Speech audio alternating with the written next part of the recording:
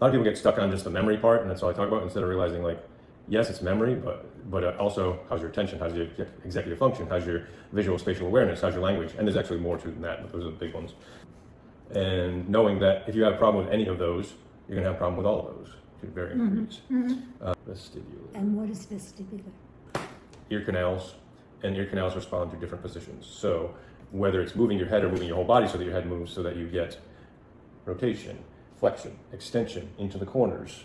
And again, that could be by moving your head, but that could also, like, hey, if I do a plank, that changes my head position. If I do body extension, that changes my head position. And in your dance, especially when you add your floor routines, you do all of that.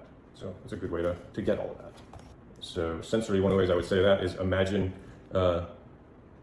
you're living like a native, and you had to do your hunting and gathering and stuff like that. Okay, you're going to get all sorts of different, you're going to be warm sometimes, you're going to be sweaty sometimes, you're going to be cold sometimes, you're going to feel the bark on the tree, you're going to feel the grass on your feet, the mud on your feet, you're going to hear all sorts of things. Not only hear all sorts of things, you're like, oh, I know that's that bird, oh, I know that's a bear, I know that's a whatever. You're going to smell all sorts of things, and again, you'd be really good at it, growing up like that. So you're like, oh, I smell that plant, I smell that animal, I smell that person, I smell like, so again, we don't live that life, but the best we can, okay, that's the way our sensors are meant to feed our brain. So as much as you can, hey, let me make sure I take my shoes off and go, like, let me go feel the grass, or go to the beach, and let me feel the sand in my feet. Let me, feel the carpet, feel the linoleum, feel the tile.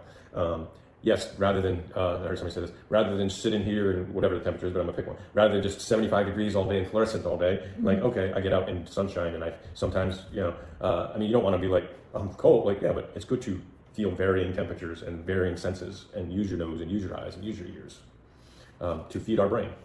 Breath. So breath can feed into stress management, but it also can feed into fuel, because we burn food and oxygen. I'm going to give you an example of somebody else. So this gentleman taking drugs for his attention, which, okay, that can be a thing, but think about, okay, he's taking drugs for his attention, but then when you ask him here, how's he doing as far as like a grade, and on average, he averaged a grade of 50%. If all of these that support cognition are at 50% for this individual, forget that he's taking drugs for a second for attention, how is his cognition going to be? 50%. Yeah. At best. At best, yeah. So what would be better for him than taking drugs for his attention?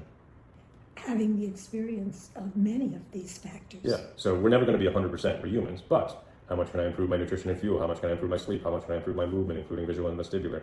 How much can I improve my sensory, my breath, my stress management? And in saying that, a lot of times I'll say, don't let your stress stress you out, or don't let your stress management stress you out.